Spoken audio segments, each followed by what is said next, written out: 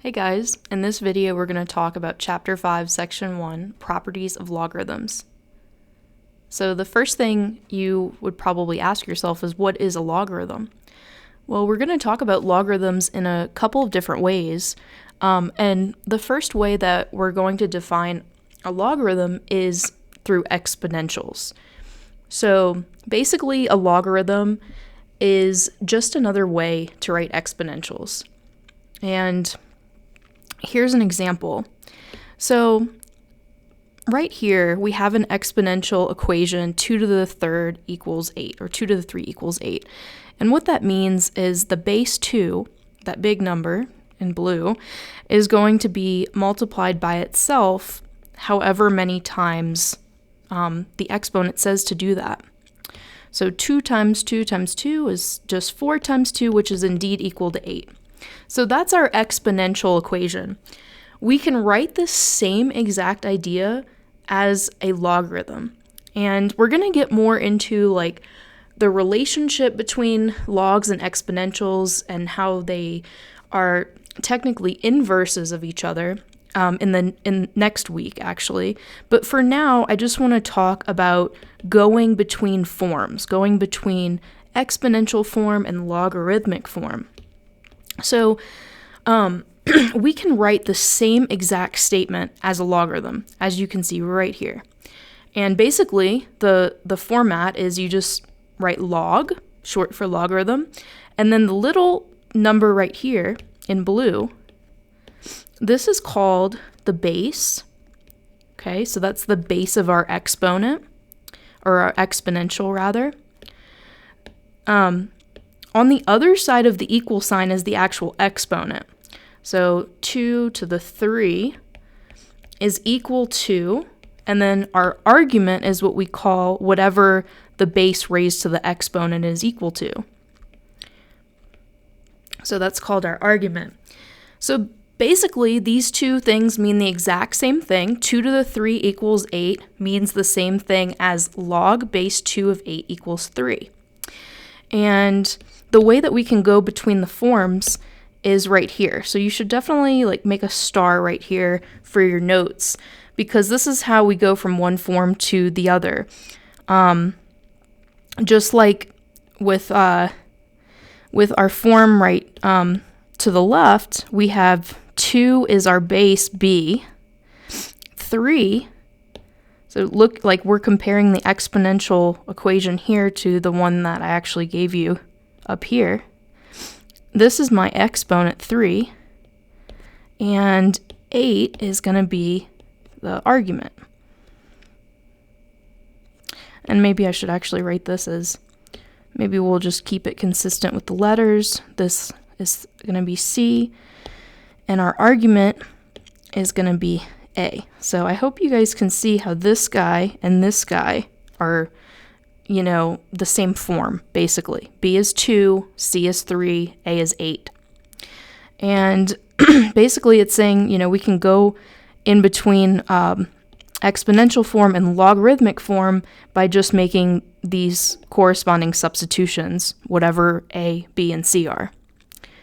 So I want to do some practice with this. Now, do the directions say evaluate? So what are we actually looking for here? Well, if we look at this log expression in number 1, we're given a little base right here. That's 3, right? And we're given an argument. So we're given this guy. And so basically, we're given this side of the log equation, and we want to figure out what is C. So what is C? So whenever I solve these, I always put the equals C if I'm looking for the exponent. And the way that we can solve it is to convert it to exponential form. So in our case, B is equal to 3, C is what we're trying to find, we don't know what it is, and A is equal to 9, right? So turning this into exponential form, we have our base B, which is 3, raised to some power C is equal to our argument, which is A. And what power is that? What does c have to be for this equation to be true? Well, it has to be 2, right?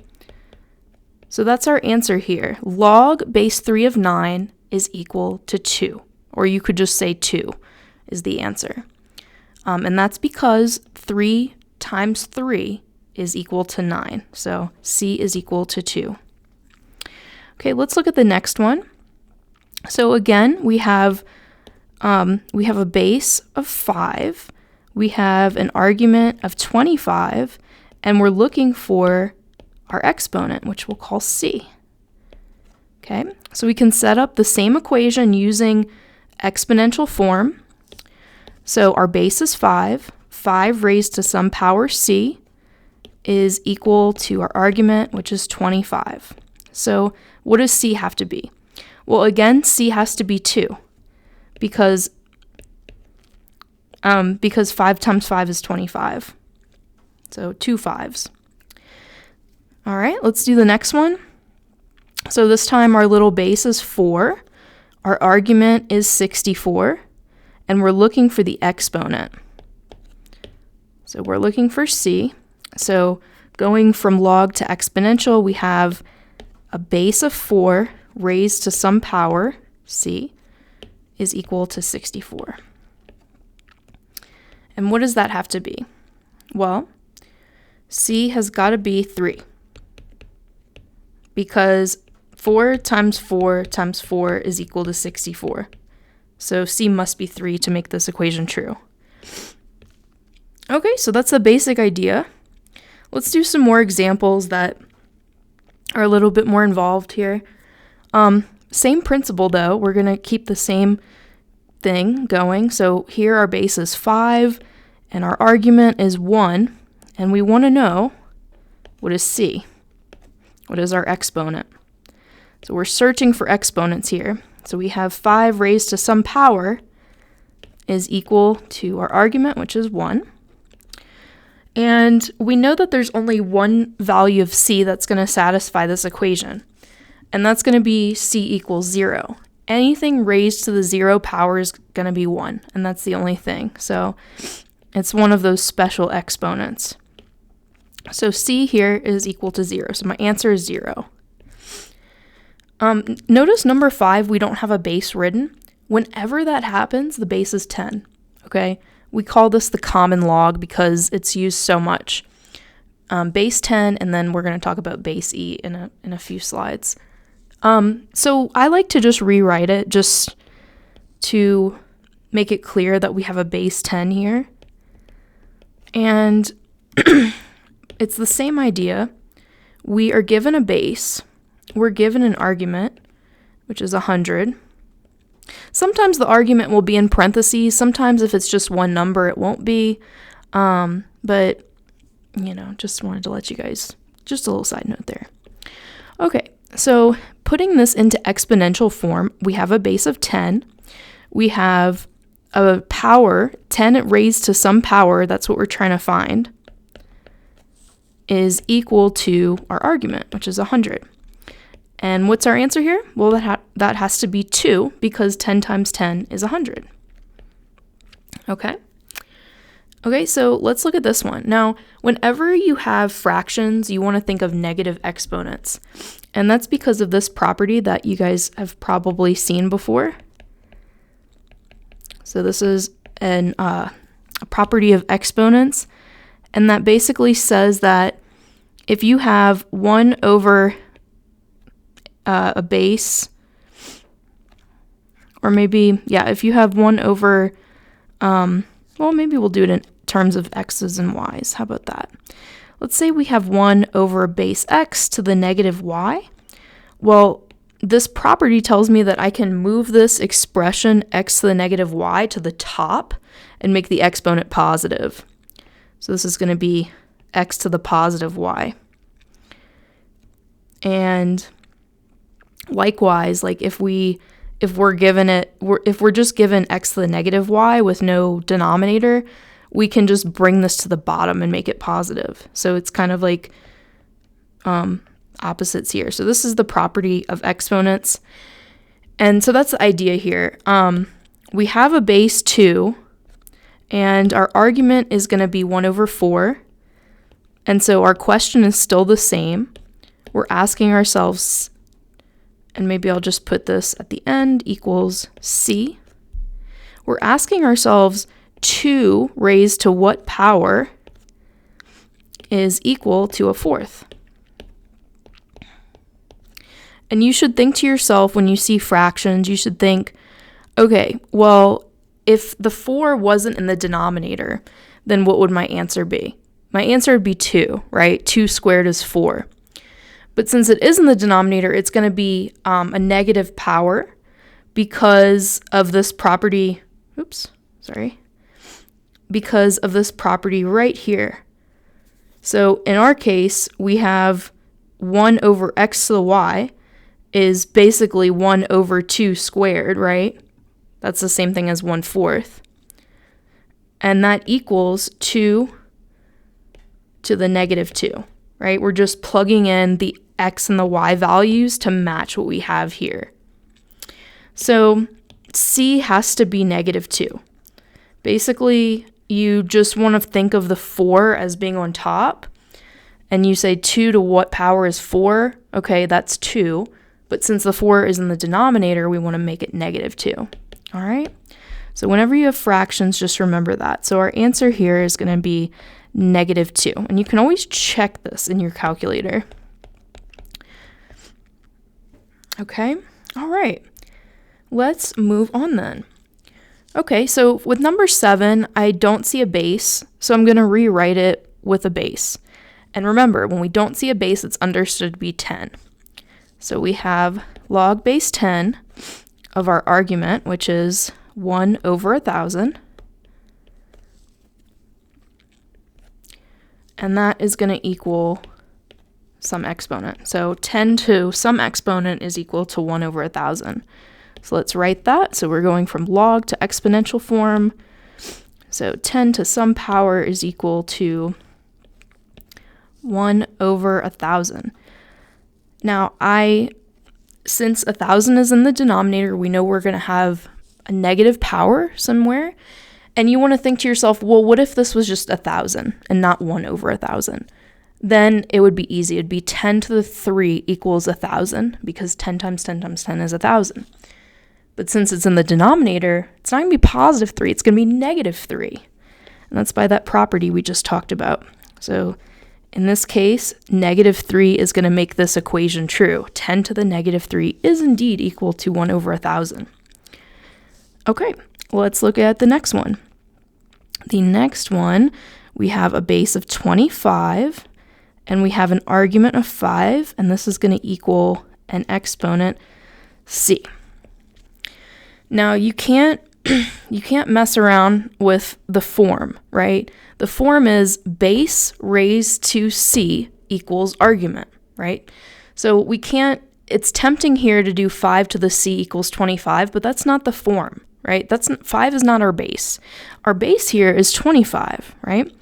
So we have 25 raised to some power c is going to be equal to 5. Now, whenever the base is larger than your argument, you want to think of fractional powers. And basically what I'm going to show you here is a little, we're going to verify that this is true with fractional powers, but I just want to give you the intuition of how you can solve this without doing any kind of weird memorization tactic. Okay. So the idea here is if we have the same base on both sides, then we can just simply compare the exponents, right?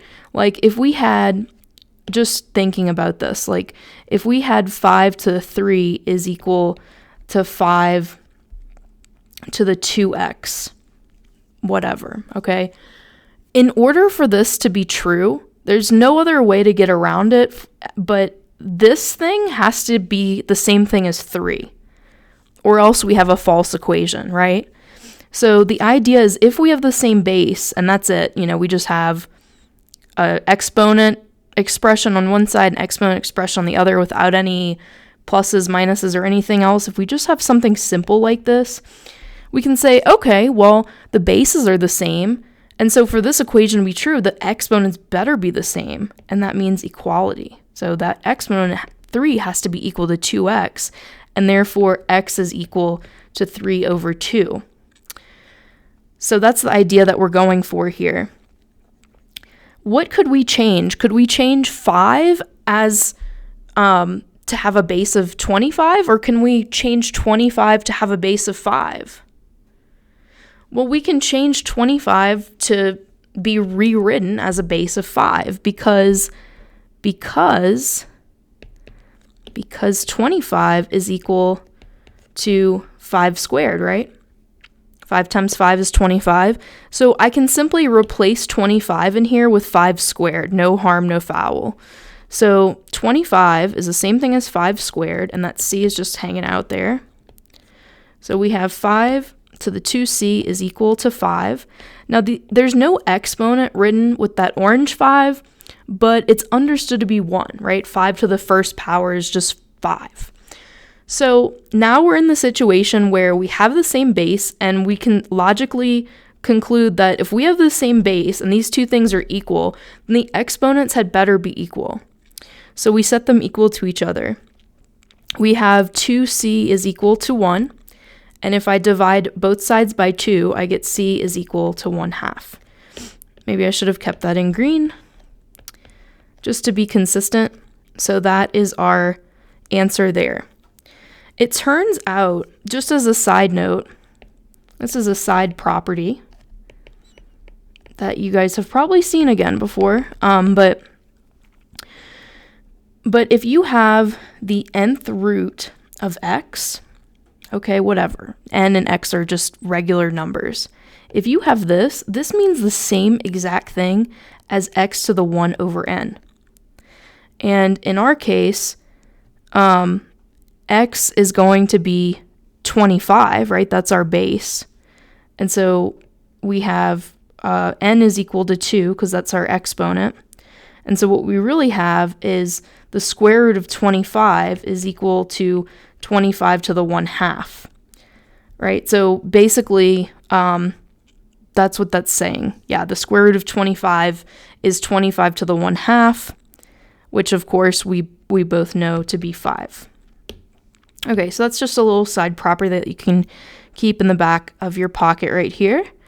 Let's do the next one. So here we have base 8. We have an argument of 2, and we're trying to find the exponent, c.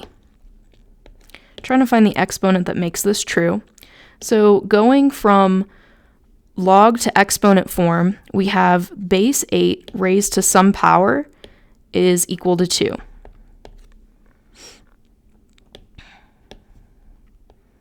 And you say to yourself, well, 8 to I don't know what is equal to 2 because the base is bigger than the argument. So what we want to do is do our little trick again, and we want to write 8 as a power of 2, right? So how can we write 8 as a power of 2? Well, 8 is the same thing as 2 to the third, right? Because 2 times 2 times 2 is equal to 8. So I can just replace 8 in this equation with 2 to the third, leaving the c alone, equals 2. Okay? Now again, I don't have the 1 written in the exponent, but it's understood to be there. And since I have a situation where the bases are the same on the left and the right side of the equal sign, then the exponents have to be the same. So therefore, 3 times c had better equal 1 for this equation to be true.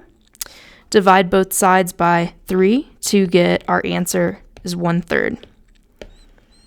And going back to this property right here, and looking at our original exponential equation, this says 8 to the 1/3 is equal to 2, which means the same thing as the cubed root of 8 is equal to 2. Okay, so that's how we can go between the two there. So our answer here is 1/3. Okay. All right, so we have this special logarithm called the natural log, and we denote it with ln. So ln is the shorthand for natural log. And what it means is log base e. We talked about e when we talked about compound interest. E is just a number, an irrational number, just like pi, around 2.7 and some change. And what's cool about log base e is that we can straight up use the calculator to do these calculations.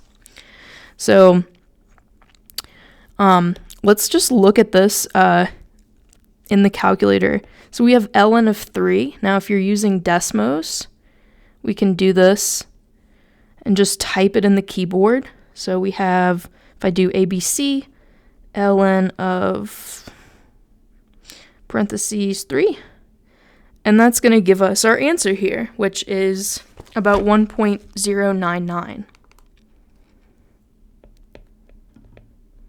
That's our answer. And what does that mean? Well, since ln is log base e, we could have wrote it like this to start off. Not log base 3, sorry. Log base e of 3 is equal to c. And so what this is saying is e to some power c is equal to 3, and that power is about 1.099. Okay, that's all that means. So, calculator, cool stuff. Now, the calculator typically doesn't like log base e. It much prefers ln. So with number 2, we can rewrite this. Instead of log base e, we can simply write ln of 4. And using the calculator, we're getting about 1.386. That's our answer. So e raised to the 1.386 is approximately 4. Now, what happens if you put ln of 0 in the calculator? It's going to tell you something weird. Maybe domain error or undefined or something like that. And that's true for positive and negative 0 and negative numbers. This is going to give you an undefined value. And why is that? Well, rewriting ln of 0, that's log base e of 0 is equal to something, right? In exponential form, e to the something equals 0. Is there any c that will satisfy this equation? Well, no, right? Because even the function like e to the x does not ever touch the x-axis. So like if we look at this on Desmos, just in a graphical sense, we just pinch out and look at e to the x, this thing is going to get arbitrarily close, and it does approximate it as 0. It is going to say 0 eventually, but that's just because we can't zoom in forever and ever and ever. The idea is that this thing is never going to touch the x-axis. So we can't raise e to any power to get 0, right? That's the idea of why this is undefined. And in a similar way, with negative numbers, we can't take e, raise it to a negative number, we can't take e, raise it to some number and get a negative number, unless something was originally negative. So anyway, we'll talk more about that when we talk about domains and things like that. So, okay, let's do some practice with this. We are going to rewrite these statements below using exponents instead of logs. Anytime I see a log without a base 10, I just put it in, right? Just to get the hang of things, okay? So we are in the exact same form. So just have this in your notes ready. And we're doing these problems. We're going from this form right here, the log form, into this form, the exponential form. So what do I have? Well, I'm going to do the corresponding colors that you guys saw in the when we first looked at this. So going into exponential form, our base is 10, our exponent is -2, and our argument is 0.01. So this is our answer. This is how we can write the same exact statement using exponents instead of logs. Okay? Now, number 2, I don't see a base 10, so I'm going to add it. 32 is my argument. On the other side of the equal sign is my exponent. So in exponential form, this is 10 raised to the 1.505 equals 32. So that is my answer. Now ln is log base e. So if I write this instead as log base e of 4 equals 1.386, it makes it a little bit more obvious what's the base, what's the argument, and what's the exponent.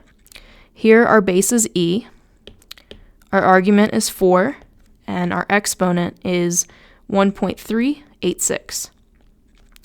So in exponential form, this is going to be e raised to the 1.386 is equal to 4.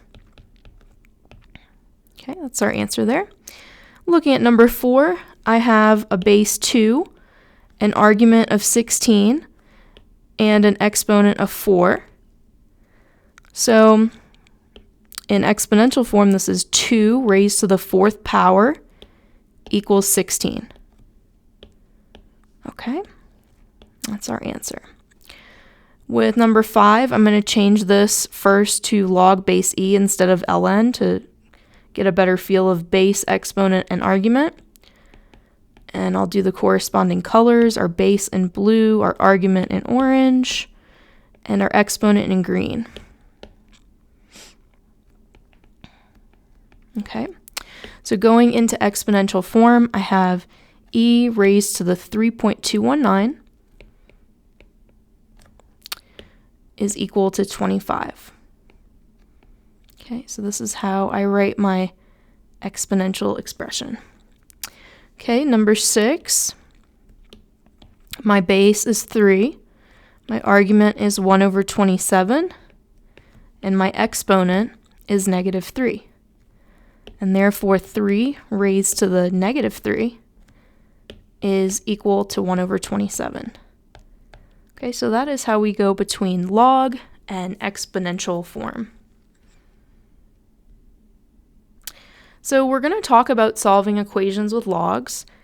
And the first thing I want to ask you is, how would you solve an equation like this? What's the strategy? Well, the strategy is to isolate x, right? We would first add 4 to both sides. We get 3x equals 6, and then we would divide both sides by 3 to get 2. So the idea is to isolate x. Whenever we're trying to solve log or exponential equations with an x in the exponent or in the argument of the log, we want to isolate the exponent the exponential expression or the log expression. That does not mean if we have something like 2 to the 3 plus 5x equals 9, that doesn't mean we're trying to get 2 to the 3 by itself. Only if we have a variable in the exponent do we want to get it by itself. So if we had like 2 to the 3x plus 9 equals 21, we would want to get 2 to the 3x by itself. So that's the strategy here. And same thing with logarithms. So when we solve equations with logs or exponents, we want to first isolate the log or exponential expression if it has a variable in it. So here, the thing that we're trying to isolate is this guy, log of 3x. Okay, so to do that, I need to first just add 4 to both sides to cancel out that negative 4. And I get log of 3x is equal to 6. Now, what you can do at this point is, well, first of all, we can add in our base. Our base is 10 since it's not explicitly written.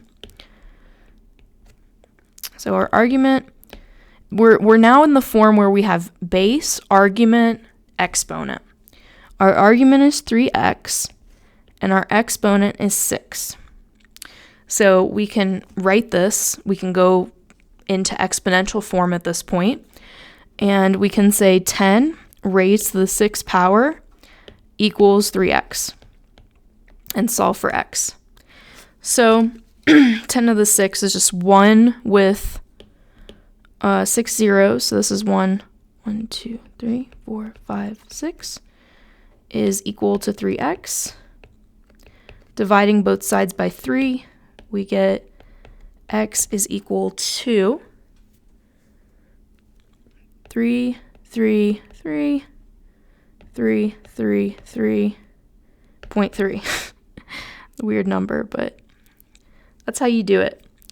Now, there is something with logs that is important to check, and that's called extraneous solutions. So basically, like, we can find our answer, but it's not really our answer if it makes something weird happen.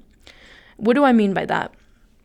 I mean that if we plug this into the original equation and we get a negative or a 0 in our argument, then we throw it out.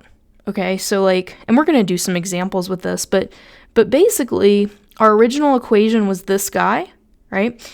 And so to check for extraneous solutions or bad solutions, we want to plug in our solution. So we want to plug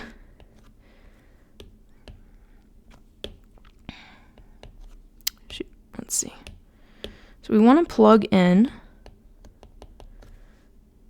3.3 in for x in our original equation.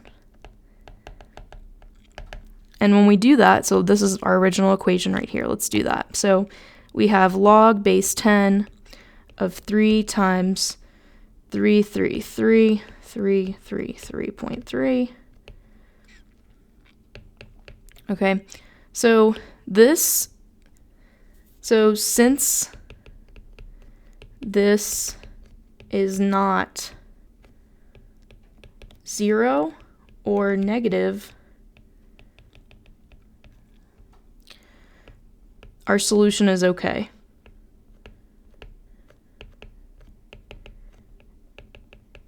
And we don't throw it out. If when we plugged in that solution we got a negative answer, we would have to throw out that answer. Now, it's our answer, our solution for x could be negative, and we could have no problem with that. The only problem is that when our argument is negative, we have an issue, but the actual solution can be negative. I just wanted to make that clear. We're going to do more examples with this. Okay, so solve the equation for x.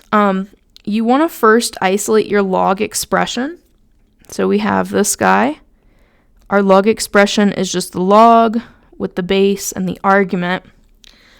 And I'm going to write in my base 10, since it's not written. Now, what do I have to get rid of to get that thing in red by itself? Well, I have to get rid of the multiplication by 4. So to do that, I just divide both sides by 4. And remember, just like with square roots, I don't want to divide inside the argument, right? That's completely separate. So I just divide the whole thing by 4, and then I get my log expression by itself. I get log base 10 of 3x minus 1 is equal to 20 over 4, which is 5. And now I'm in exponential form. I have a base of 10. I have an argument of 3x minus 1. And I have an exponent of 5. So writing this in exponential form, I have 10 raised to the 5th power is equal to 3x minus 1. And I just solve for x. So 10 to the 5th is 1, 5 zeros, equals 3x minus 1. Want to get x by itself, so we add 1 to both sides. And finally, divide both sides by 3 to give us the solution x is equal to 3.7. Okay, so if we were to plug this into our original argument, so we want to check, and we can write the other stuff if we want, but really all we're trying to check is the argument. But just for consistency, I'll just write the whole thing. We want to check that when I plug in this guy, it's not going to give us a negative argument. And that's true, because this guy is going to be 3. Our solution x was 3.7 minus 1 is not negative or 0. I'm not going to compute this, but when you do the multiplication and subtract 1, it's not going to be a negative number or 0. So this is good. We're good. Always want to check, okay? Even if it doesn't say in the directions to check, you want to just do it just in case, okay? So let's look at number 2. We want to isolate the log expression, which is log of 2x. And I can write in my little 10 here since it's not written. I want to divide everybody by 6 to get that log expression by itself. And when I do that, I get log of 10, or log base 10 of 2x is equal to 12 divided by 6 is 2. At this point, I'm in standard log form, so I can go into exponential at this point. So I have a base of 10, an argument of 2x, and an exponent of 2. So I have 10, base 10 raised to the second power is equal to the argument, which is 2x. And this is going to give us 100 equals 2x. So 2 times what is 100? Divide both sides by 2, and of course x is equal to 50. So if we check this, we go back to our original equation. And if I plug in my solution for x, I get 6 log base 10 of 2 times 50 equals 12. And of course, 2 times 50 is not negative or 0, so we're good. So this guy is our solution right here. All right. Okay, so let's do some other ones. So I see, with number 3, I see my log expression. I'll do it in red. We have this guy. I have an x in the argument, so I want to make sure I isolate this whole thing in red. Now, if this was, imagine this was y or something. Like, imagine we had 6 times y minus 8 equals 22. What would you do first to get y by itself? Well, you would add 8 first, right? We're going to do the same thing here. We're going to first add 8 to both sides to give us 6 log of 5x plus 3 is equal to 22, and 8 is 30. And then we're going to divide both sides by 6 to get that log expression by itself. So we have log of 5x plus 3 is equal to 30 over 6 is 5. And I'm going to write in my base. So log with no base is understood to be 10. My argument is 5x plus 3. And my exponent is 5. Okay, so just checking time here. So in exponential form, this is 10 raised to the 5th power equals 5x plus 3. So 10 to the 5th power is just 1, 0, 0, 0, 0, 0 equals 5x plus 3. Subtract 3 from both sides and divide by 5, and you should get that x is equal to 19999.4. And you should check this. I'm not going to for the sake of time's sake, but it turns out when we plug that solution in here, we are going to just get a positive number, so no problems. We don't need to exclude any solution, right? Because 5 times a big positive number plus 3 had better be positive. So that is good. That is a good solution there. All right, so I see an ln, so I always like to replace it with log base e if I'm trying to solve some kind of equation. So I'm going to do that first. I'm going to just replace the ln with log base e and proceed from that point on. So I'm trying to isolate the log expression. So basically I'm trying to isolate the log with the base and the argument so that I can put it in exponential form. And we kind of have the same setup as the previous problem. We want to first get rid of addition of 5 by subtracting 5 on both sides.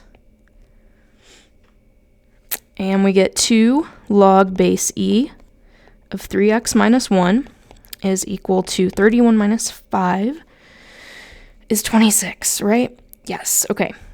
Now we want to divide both sides by 2.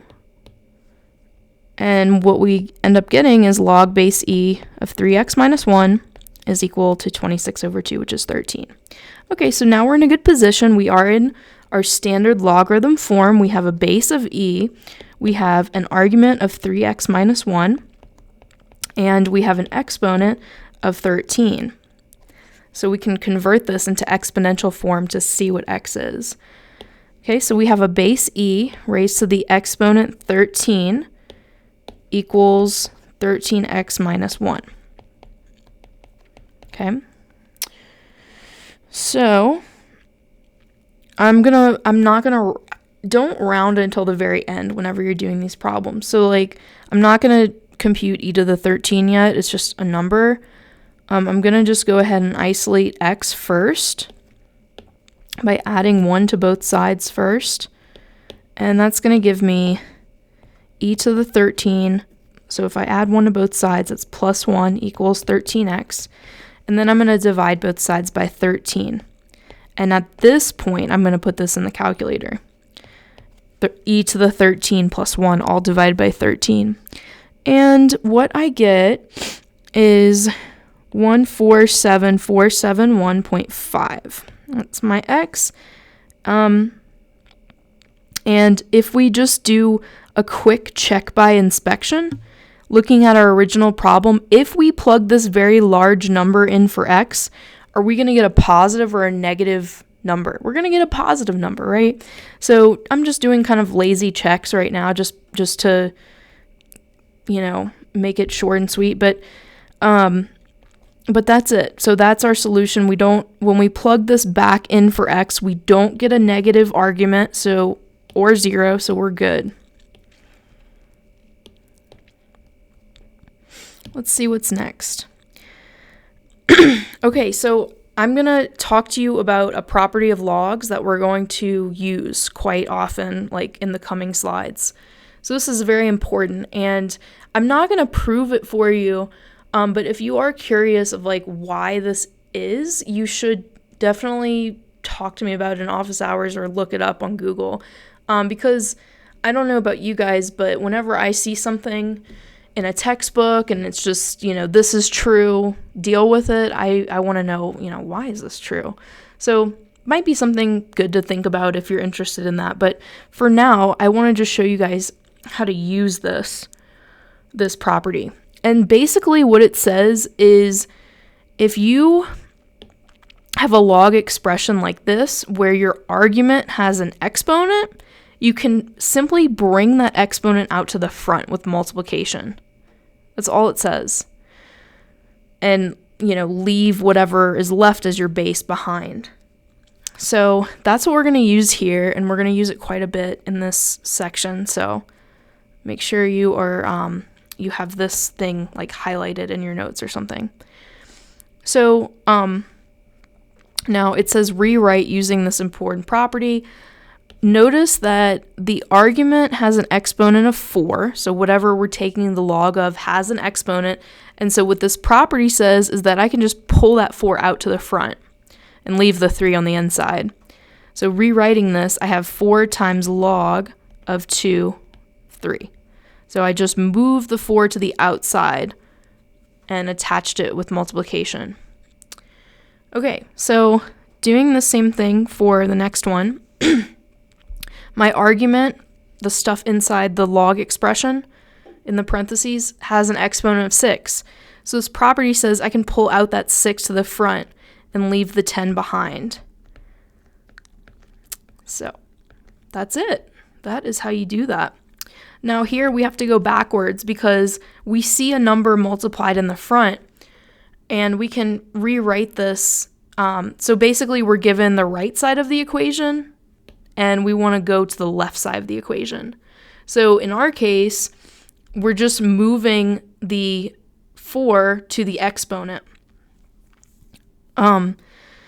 So rewriting this, I have log base 3 of 2 to the 4. Okay, so that's how I rewrite that. Here I have multiplication by 17 in the front. So what this property is telling me is that I can move that to the exponent of 8 inside the argument. So this is going to be ln of 8 to the 17. And that is the gist of that.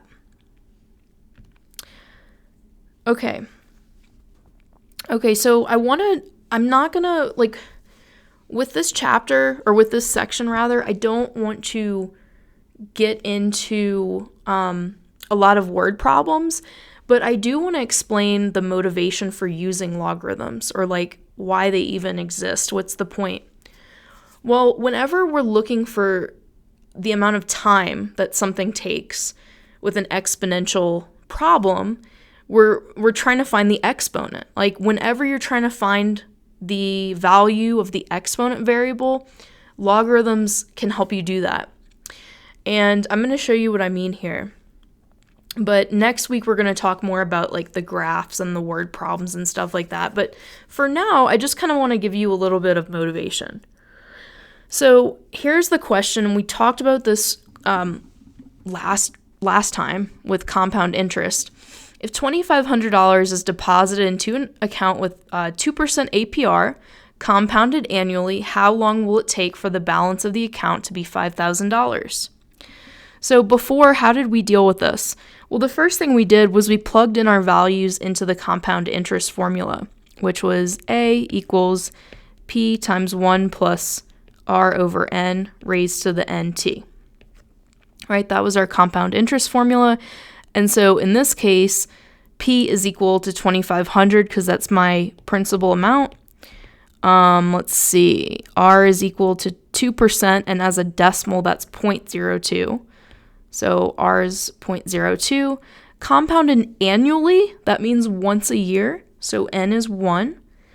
And we're raising this all to the NT. So N is 1, and T we are trying to figure out, because it says how long. We're trying to figure out what T is. So if I just kind of clean this up a little bit, I get 2,500 times 1.02, 1 times T is simply T. And it's asking how long will it take for the balance of the account to be $5,000. So that's this guy, right? We're trying to figure out when does this guy equal 5,000.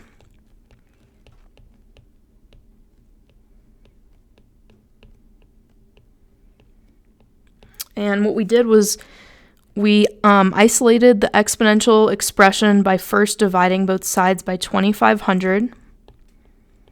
And we get 2 equals 1.02 to the T.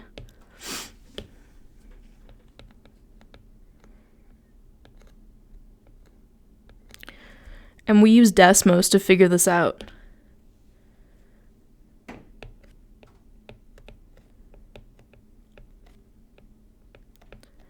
So we basically looked at y equals 2 and y equals 1.02 to the x to figure out the solution, where these things intersect. So let's do that here.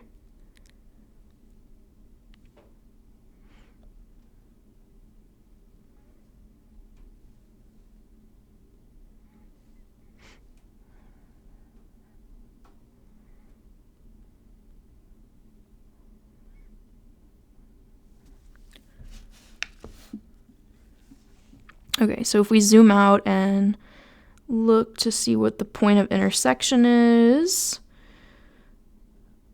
okay, we see that it's 35.003. So t is equal to 35.003. Okay, so that's the time that it takes. And we use Desmos to figure that out. Now we can use logarithms, and it might be like more fun or easier or whatever, because what we have is this. Right, what we have is this. And what I can do is I can do a trick.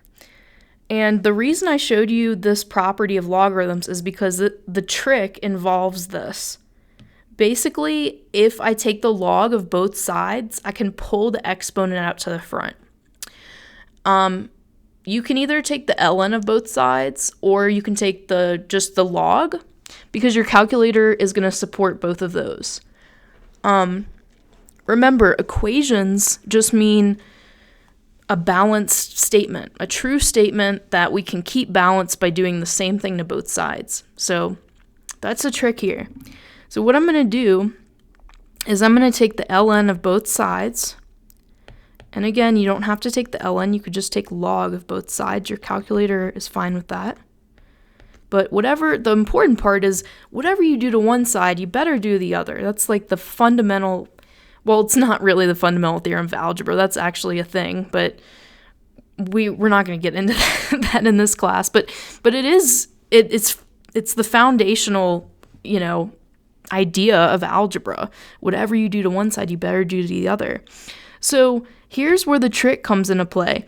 Look, the argument here, the argument of this log function has an exponent.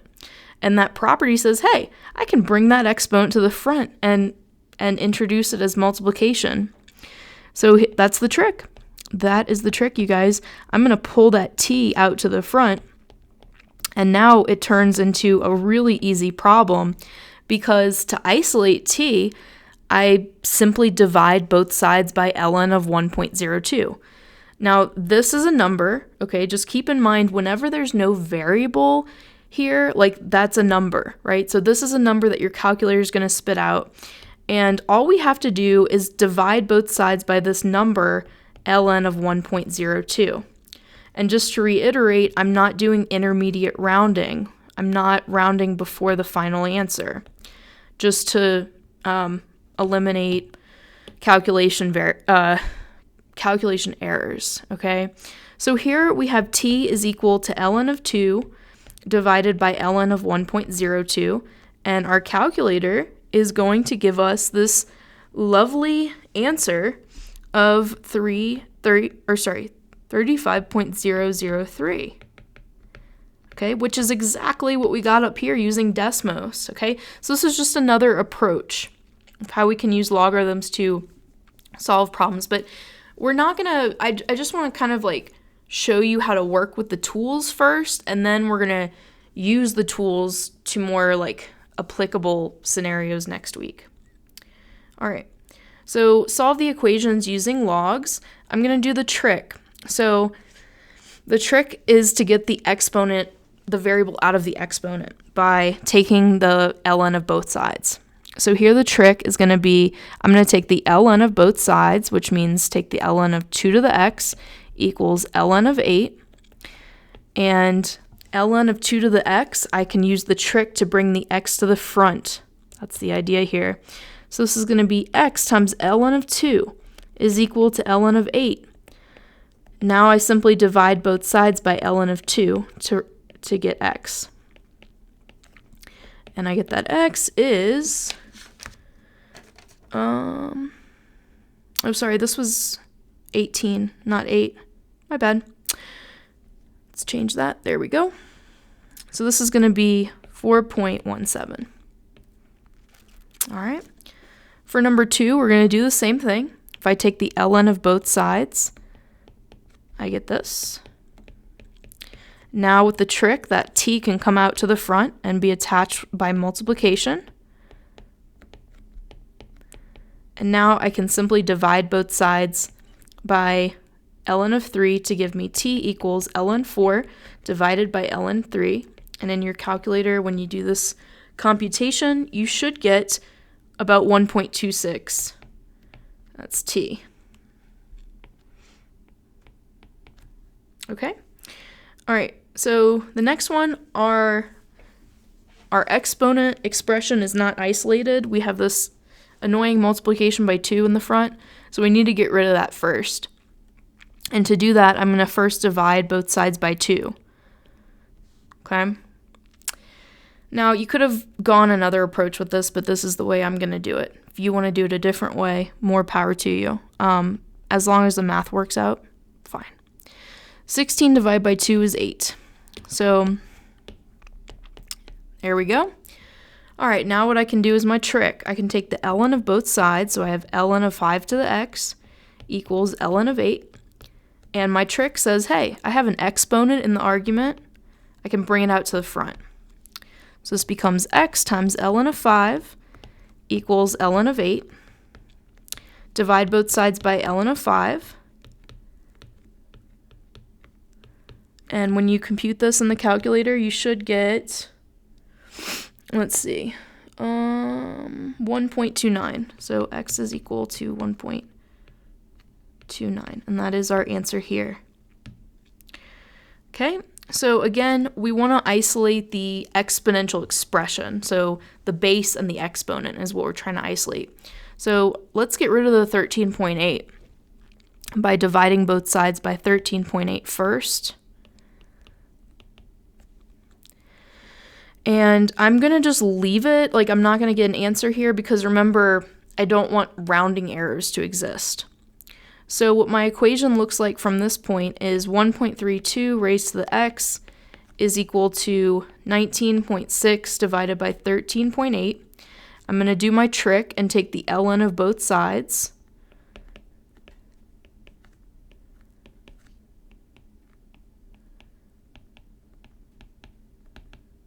Okay.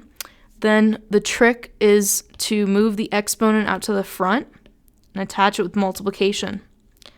So this is going to turn into x times ln of 1.32 is equal to ln of 19.6 divided by 13.8. Finally, divide both sides by ln of 1.32.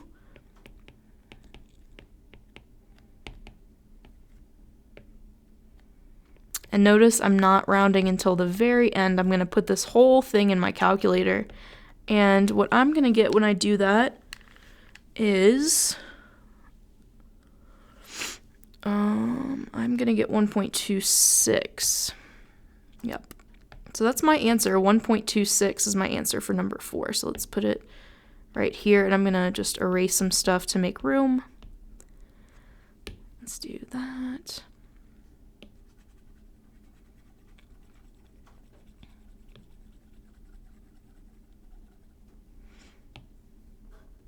Okay. All right, with number 5, I want to isolate the exponential expression, so the base and the exponent. So I'm going to first divide both sides by 4. That gives me a nice number, so this becomes 3.7 to the negative 2x is equal to 8 divided by 4, which is 2. Now I'm going to do my trick and take the ln of both sides.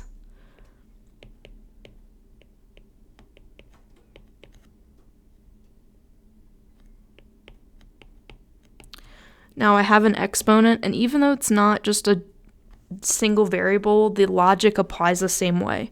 So we just move it to the front by multiplication. So this becomes negative 2x times ln of 3.7 equals ln of 2.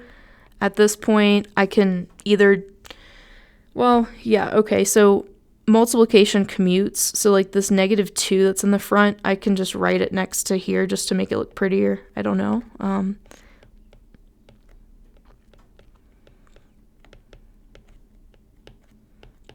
Just using the fact that multiplication is commutative, we can switch the order around. And what I can do now, so I don't have to round anything, is I can just divide both sides by negative 2 times ln of 3.7. So dividing by negative 2 times ln of 3.7. So let's write it out step by step. So I have x is equal to ln of 2 over negative 2 times ln of 3.7. And let's see what I get when I do that. I am getting that x is approximately negative 0.27. So that is our answer here.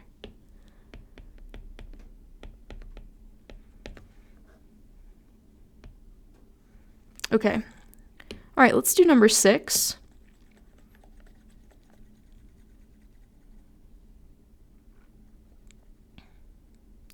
So number 6, we want to isolate the exponential expression, which is consisting of the base and the exponent.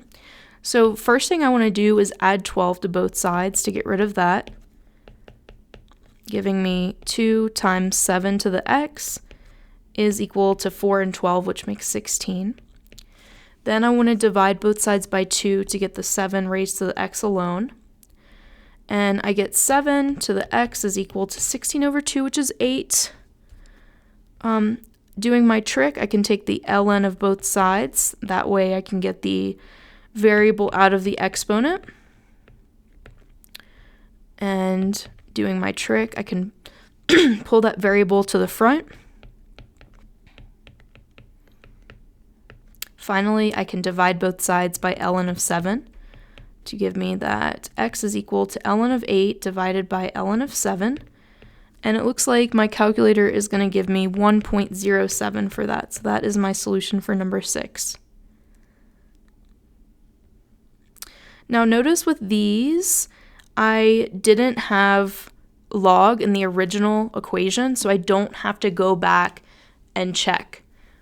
Because, you know, with the original equations that we have, x can be anything. There's no issues. Like x can be anything. So only if we have logs do we have to go back and check. Okay, so I'm going to talk to you about some other properties of logarithms. And the first property is the inverse property. So next week we're going to talk more about the relationship of the graphs between exponentials and logs. But for now, just know that those two operations undo each other. Just like addition and subtraction are opposites, or inverse operations, multiplication and division are inverse operations, and so is squaring and square rooting. So that's how you want to think of log and exponents. So like, what this is saying is, if I take the log base b of an exponent, b to the x, that just simply cancels out the log base b and the actual base b. So like cancels out, basically. So that's this inverse property. Same thing here. If you have a base b raised to the log base b, that base b and the log base b are going to cancel, okay? So that's what we're going to use to do these problems here. So here I have log base b and a base b cancels, and I'm just left with 4. You can think of this in another way. Like, what we had originally was log base 3 of 3 to the 4, and we're trying to find out what the exponent is, right? So our base is 3, our argument is 3 to the 4, and what this says in exponential form is 3 to what power?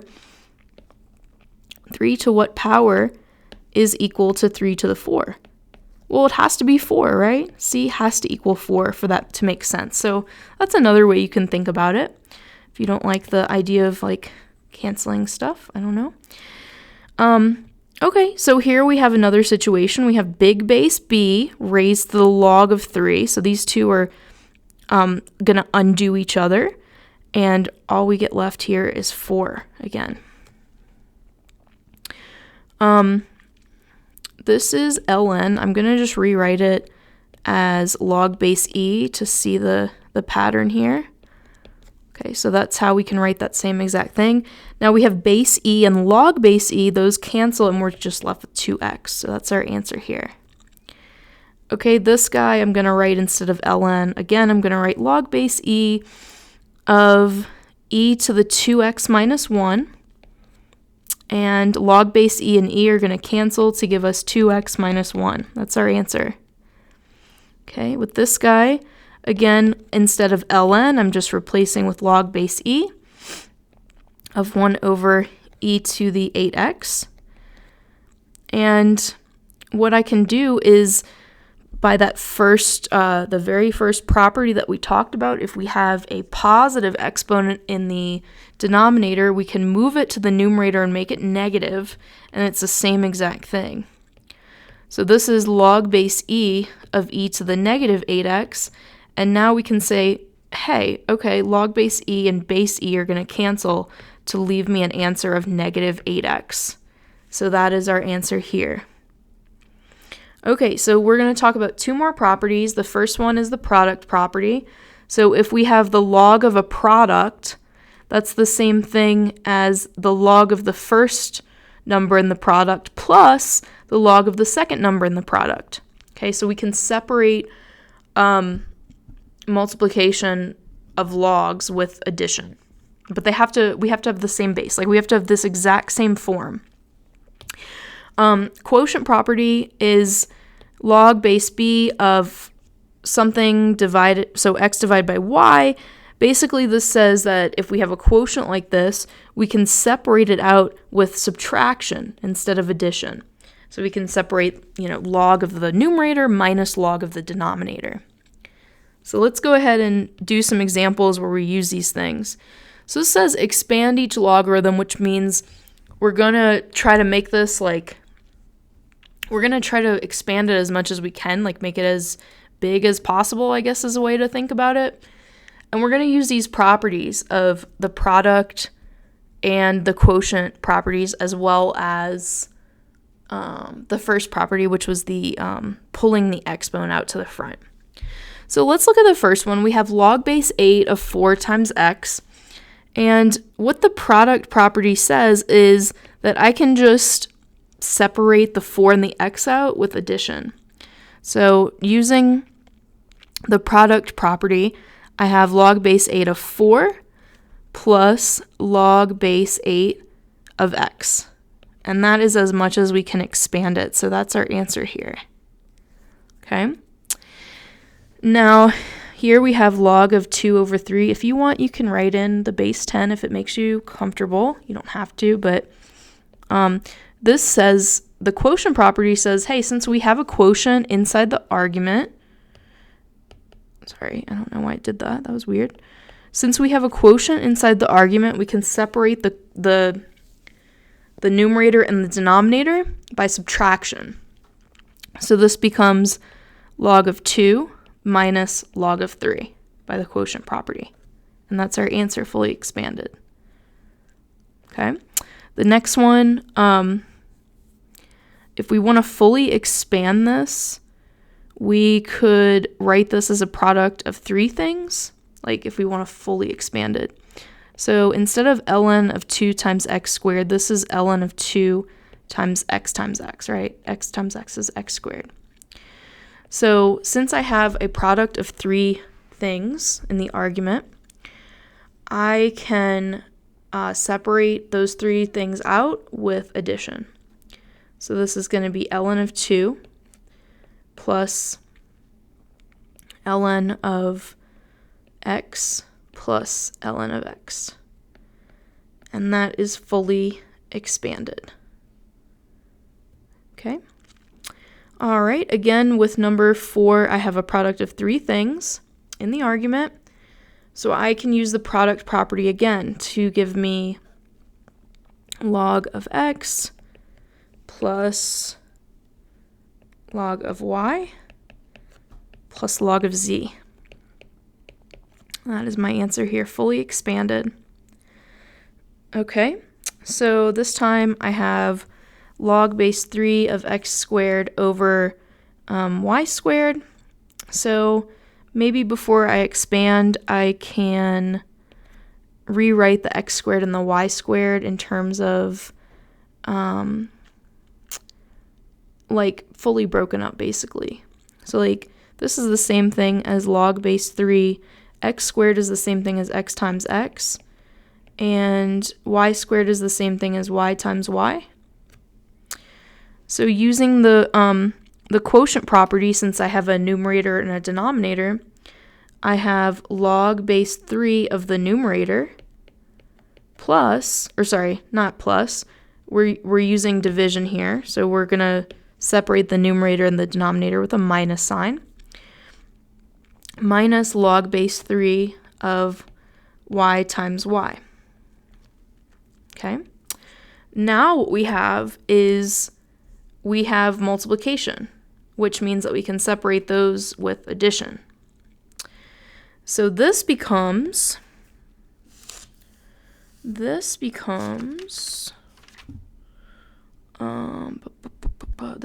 log base 3 of x, right, plus log base 3 of x. So I'm using the product property to expand this into addition. Okay, and I can do the same thing with this guy. So keeping that minus sign there, and I'm actually running out of room, so I'm going to write it on the next line.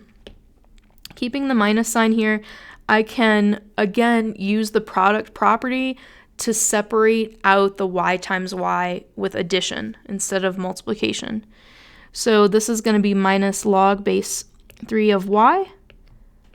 And actually, let's keep this in like brackets to make sure our signs aren't weird when we distribute the minus sign. So log base 3 of y plus log base 3 of y. And that is our fully expanded answer, and maybe I'll just box it like this just so you guys can see that a little bit easier. Okay, excellent. Let's look at number 6. I'm going to erase some of this stuff just because we are running out of room. All right, let's look at number 6. So I'm going to just fully break up these powers into multiplication. So this becomes ln of 4 squared is just 4 times 4, times 6 to the third is 6 times 6 times 6, times 7 to the fourth, 7 times 7 times 7 times 7. Okay.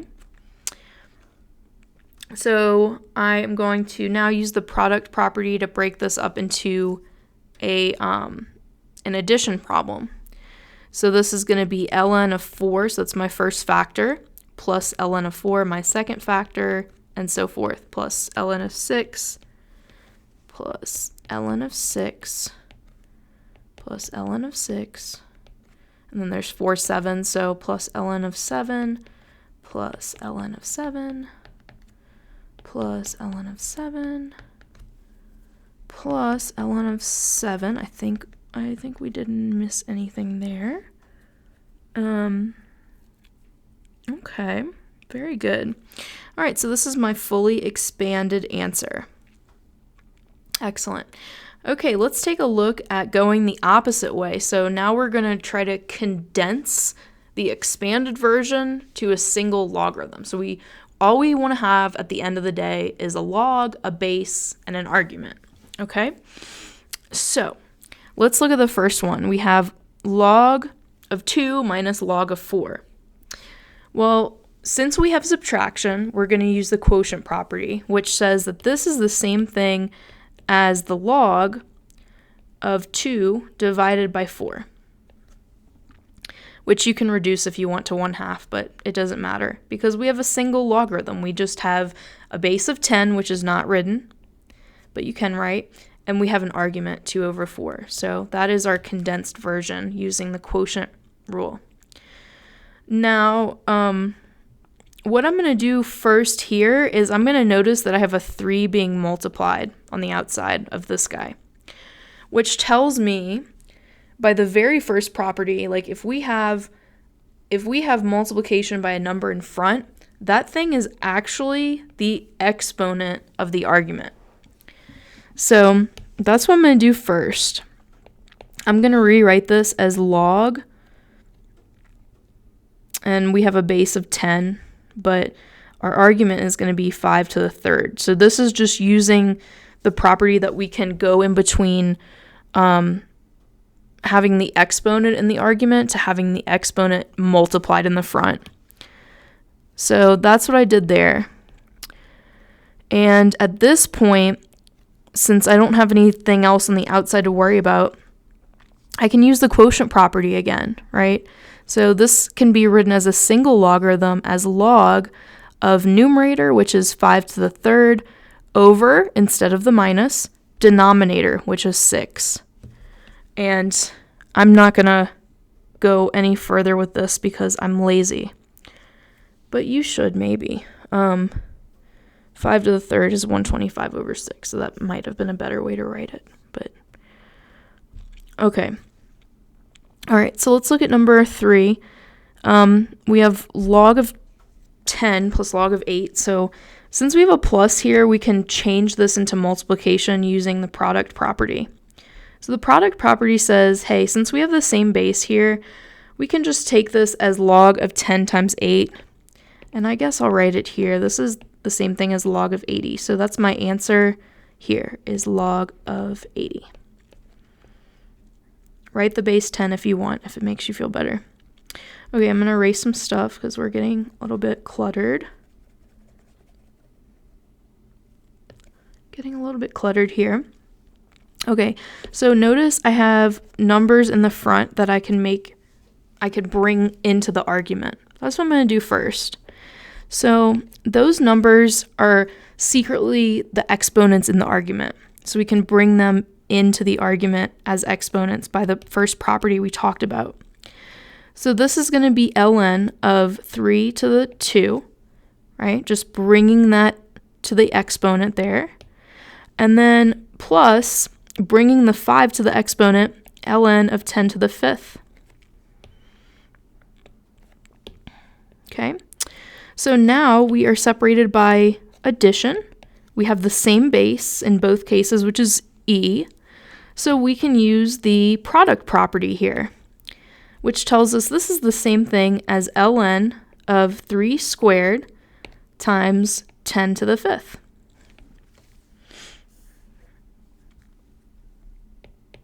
And if I fully simplify this, I get this guy.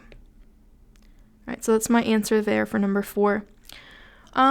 Okay, for number 5, I can rewrite this so that I can see that there's a number being multiplied in the front.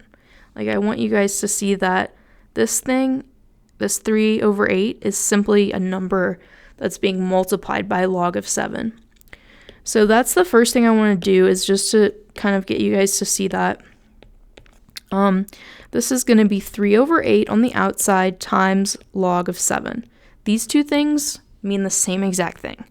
I just rewrote it so that you could see, hey, there's a number being multiplied on the outside, which says I'm going to bring that in and make it an exponent. So this is the same thing as log of 7 raised to the 3 over 8. That's all that is. And I'm actually just going to leave it like this because I don't want to mess around with 7 to a fractional power. That's weird. All right, so with this one, again, we're just applying the same principles here. We have the same base in both cases, which is 4. So, and I have addition, which tells me I can condense this using the product property.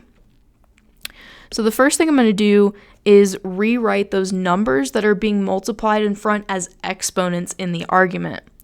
So the argument in the first case is u, the argument in the second case is v, and so rewriting this, bringing that 20 to the exponent of u, I have log base 4 of u to the 20 plus log base 4 of v to the 2. Okay, so that's what I have here so far. And now, since I have the same base and I'm adding, I can condense this with the product rule. So this is just going to be log base 4 of u to the 20 times v squared. And we can't really do anything from this point on. Okay, so let's go ahead and use some of the properties we talked about to solve these equations. Now, the strategy here is if you can take the log or the ln of both sides pretty easily and it cancels things out, you should do that. So that's the approach I'm gonna take with number 1. I see a base e, and I know that the calculator plays nicely with ln's. So what I'm gonna do first is I'm gonna take the ln of both sides, and the reason I'm doing that is to cancel out the e, like basically get the exponent, basically get rid of the exponent. So this, by the inverse property of ln of e, since those cancel each other out, what I'm left with when I do that is just 2x minus 4, it's no longer in the exponent, which is what I wanted, equals 8. From here, I'm just going to solve this as I would any linear equation. So if I add 4 to both sides, I get 2x equals 12. Dividing both sides by 2, I get x equals 6. And that's it. That's my answer here. I don't have to check anything because the original equation didn't have logs. Okay, let's do number 2. I'm going to first isolate the exponential expression, which is 10 to the 5x plus 1.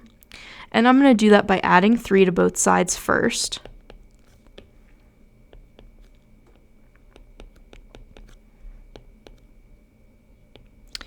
Okay, so not only does the calculator play well with ln, but the calculator plays well with logs too. So what I'm going to do is I'm just going to take the log of both sides, because this is, again, by the inverse property. We have log base 10 cancels out with 10, but we don't usually write the base 10 here. So this is just going to give us log of 9. So I just took the log of both sides to cancel out the 10. That's what the point of that was. And now my 5x plus 1 is no longer in the exponent when I did that cancellation, and I just get 5x plus 1 equals log of 9, which your calculator will be able to tell you.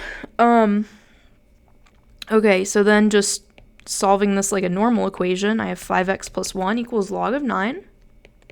Subtract 1 from both sides. And finally, divide both sides by 5, making sure that I'm not doing any intermediate rounding until the very end. And now I can put this in the calculator. And the calculator is going to give me approximately negative 0.01. So that's my answer here. No need to check anything because my original equation didn't have a log in it. All right, very nice. Let's look at number 3. I know I am going to have to check something because this original equation does have logs. So what I'm going to do first when you're solving equations like this is you want to see, how can I make it simpler? Like, the smaller you make things, generally the simpler they become. So can I condense the left side? And the answer is, of course, yes, because I have the same base, which is 10 in both cases, and I'm separating by subtraction. So that tells me I can use the quotient property here. So the quotient property is going to say, hey, this is the same thing as log of the first number, or the first argument, which is x plus 1, divided by the second argument, which is 2x, and that equals 4. Now at this point, we're in a good position because we're in our standard logarithmic form. We have a base that's not written, but it's 10. We have an argument, which is just this weird looking thing, but it's okay. It's still the argument. The same principles apply here. We have the argument here, and then on our other side of the equal sign, we have our exponent. So going back into exponential form, I have my base 10 raised to the 4th power is going to equal my argument, which is x plus 1 over 2x. Okay? So let's go ahead and simplify 10 to the 4th to 10,000. Okay, so what would you do to both sides to isolate x? What can you do, really? We don't like fractions, so I think the first thing we should do is to multiply both sides by 2x.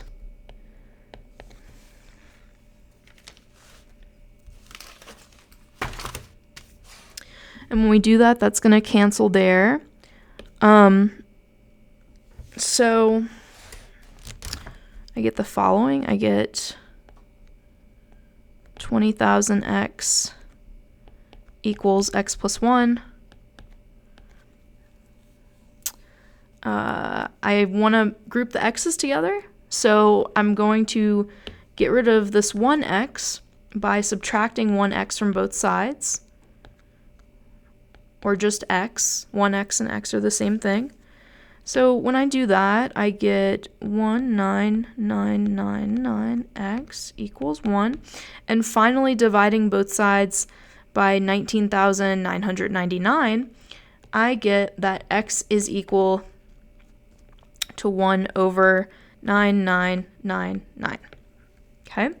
I do want to make sure that this is okay with my original equation. So let's just take a look at this original equation, and I'm going to check by inspection because this is a positive number. It's just a really small fraction. Like, it's very, very close to 0, but very, very small number, positive number.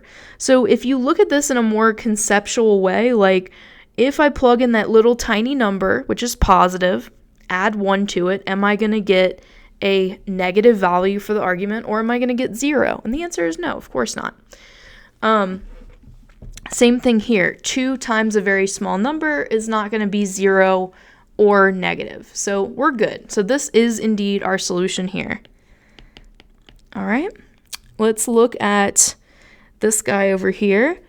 Now I have, again, the strategy here is to make it as simple as possible. Like, try to go from an expanded version to a condensed version. So notice that I have these two logarithms separated by multiplication. And what I can do is the following. So, well, actually, let's see. Can I do that? That's actually, let's see. So our product property is not really applicable here. I mean, you could do it with this first expression if you wanted to, but the product property, let me just make sure I'm using the correct variables that we used to be consistent. Okay, so we used x times y. All right. So product property is this.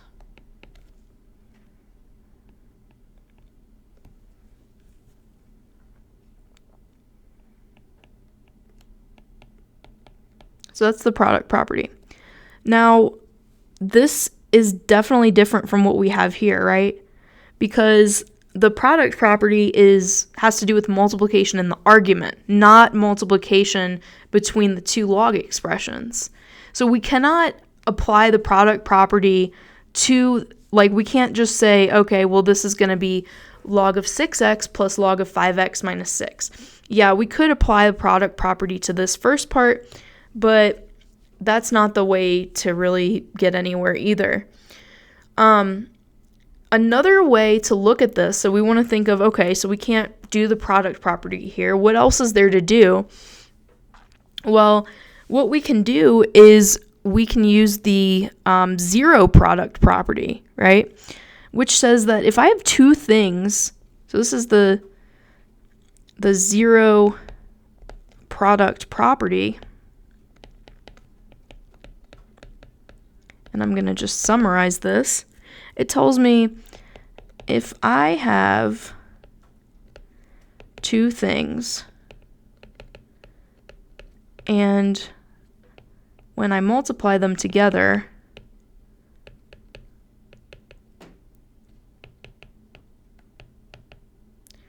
I get 0, then either the first thing the first thing is 0.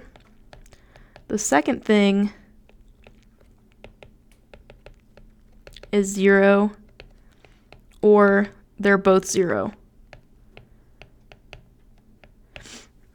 And hopefully this makes sense, because, like, forget about the logs.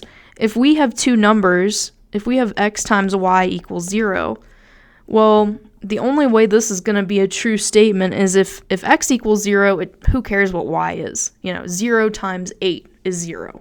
0 times 24 is 0. Doesn't matter. So x can be 0, but also y could be 0, and x could be a random number. Or they could both be 0, right?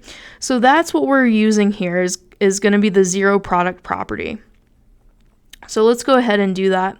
So what is this saying? It's saying, well, hey, this log of 6x, which is our first thing, we think of it as our first number, that thing could be 0, or this y, which is log of 5x minus 6, could be 0, or they could both be 0. So we're going to set both of these things equal to 0 to see what happens. So we have log of 6x equals 0, and on the other hand, we have log of 5x minus 6 is equal to 0. Okay? Now we are in exponential form, right? We have our base, which is understood to be 10 in both of these. Base 10. Our argument for this first guy is 6x. For the second one, it's 5x minus 6. And our exponent in both cases is 0. So rewriting both of these in exponential form, we have 10 to the 0 is equal to 6x. And on the other hand, on the other equation, we have 10 to the 0 is equal to 5x minus 6. Okay, so 10 to the 0 is 1. We get 1 equals 6x, and therefore x is equal to 1 over 6. Over here, we have 1 equals 5x minus 6. Adding 6 to both sides and dividing by 5, we get x is equal to 7/5.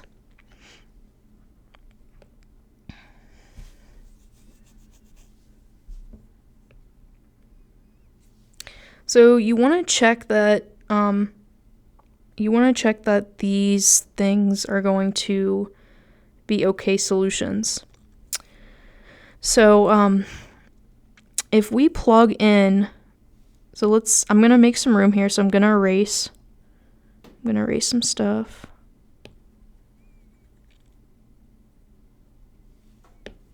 We have these two possible solutions. And so we want to check, first of all, when x is equal to 1 over 6.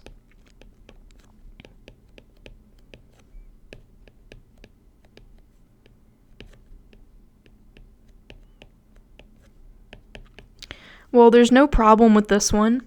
This is just the argument 6 times 1 over 6 is 1. So no problems there. There would be a problem if it was negative or 0.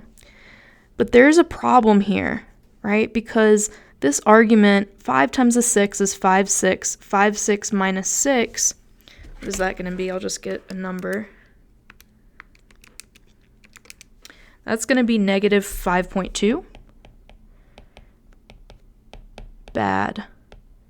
Which means that this guy, we're throwing out. We're throwing him out because one of the arguments gave us a negative answer. Okay, so that guy goes away, all right? Now let's check the other solution, which is 7/5. Let's check the other solution, which is 7/5. So we're going to check the other one. So log of 6 times 7/5, that's going to be positive 2, no problems there. Then I have 5 times 7/5 minus 6 equals 0. So there's no problem here. That's positive 6 times 7/5. Over here, I have 35 over 5, which is 7, right? And so this becomes log of 7 minus 6, which is 1. So there's no problem there. No problem, because our argument is positive, not 0, not negative. So this guy is our only solution.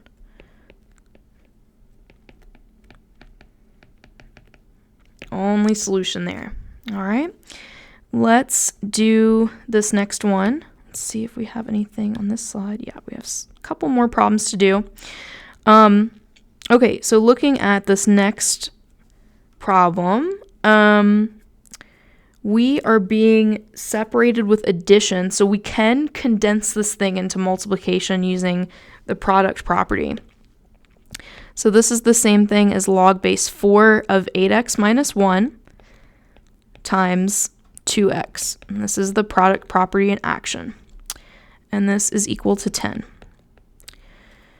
Okay, so if I distribute that 2x into the parentheses to both the 8x and the minus 1, I get log base 4, 8x times 2x is 16x squared, and 2x times negative 1 is negative 2x, equals 10. And now I'm in a good spot because I have a base, I have an argument, 16x squared minus 2x, and I have an exponent on the other side of the equal sign, which is 10. Okay, so now I can rewrite this in exponential form as 4 to the 10th is equal to 16x squared minus 2x. Okay, so what's 4 to the 10th? Let's see. Okay, something weird. So I have 1,0,4,8,5,7,6 equals 16x squared minus 2x. Now, when this happens, when you have an x squared, an x, and a number in your equation, you want to think, okay, I need to use the quadratic formula, right? That's what we did before. So I'm going to make some room here. And I'm going to make some room and kind of bring this work up to the top because I can't, for some reason, I can't like go down on this page anymore. So let's see. Let's see what happens here. Okay. So here's where I'm at. I have 104,8,5,7,6 equals 16x squared minus 2x. And the idea is to find x, right? And the only way to do it is to use the quadratic formula. Before I do that, I want to make sure one side equals 0. So I'm going to subtract both sides by this giant number.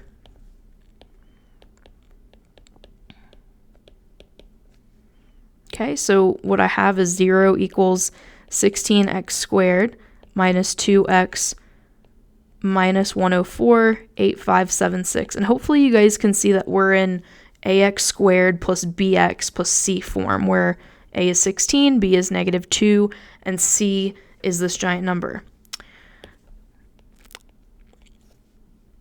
So quadratic formula is going to give me the zeros here.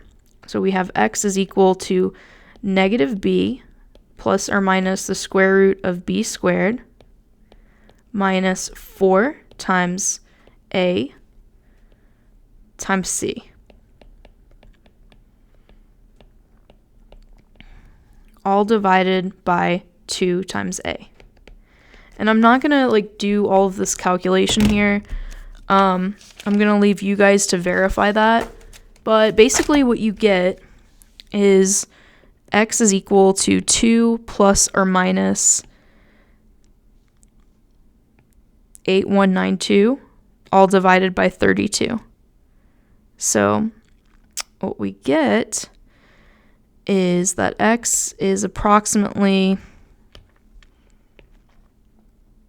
256.1, and x is equal to negative 255.9. And only one of these is a solution, and it's definitely not going to be this one, because look, this was our original equation. If we were to plug this in for x, we're going to get a negative answer, a negative argument. So we throw it out. But the other guy is okay. 256.1 is going to be our only solution for this one. So this is our answer. X is equal to 256.1. Okay, let's do 2 more examples here. So solve the equation. First thing you want to do is look, I have a radical here, so I want to get rid of that to make it simpler. So to get rid of a radical, I need to do the opposite of square rooting, which is squaring both sides. So if I square both sides, I get e to the 5x, because the square and the square root cancel out, equals e to the 4th raised to the 2nd power is simply e to the 8th.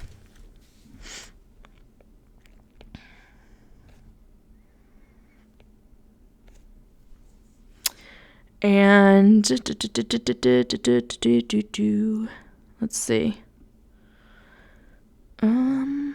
Okay. So at this point, we have the same bases, both e, and all we can do now is just compare the exponents. We say, well, the exponents have to be equal to each other since the bases are the same. So we have 5x is equal to 8, divide both sides by 5, and x is equal to 8/5. And that is our solution there. And we don't have to check that.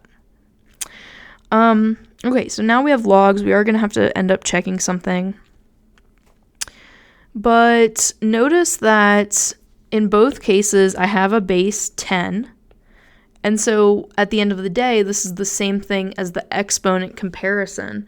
If you have the same base on both sides, like if you just have a straight up log expression on both sides with no frills, no added things, what you can just do is compare the arguments. The arguments have to be the same in order for this to work out. So the argument 2x plus 1 has to equal the argument 8x minus 3, right? Otherwise, this isn't going to work. Now what we can do is we can combine like terms and subtract 2x from both sides to give us 1 equals 6x minus 3.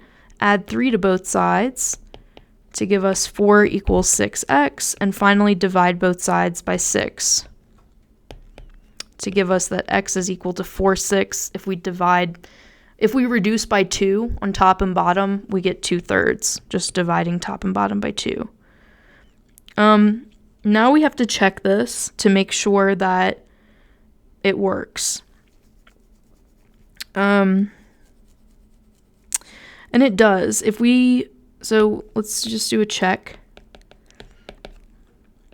So we're plugging in 2/3 for x into our original equation. So we have 2 times 2/3, just replacing that for x, equals log of 8 times 2/3, again, just replacing 2/3 in for x, minus 1. And in each case, this is positive. You should check that. And this is also positive. So this is indeed a solution.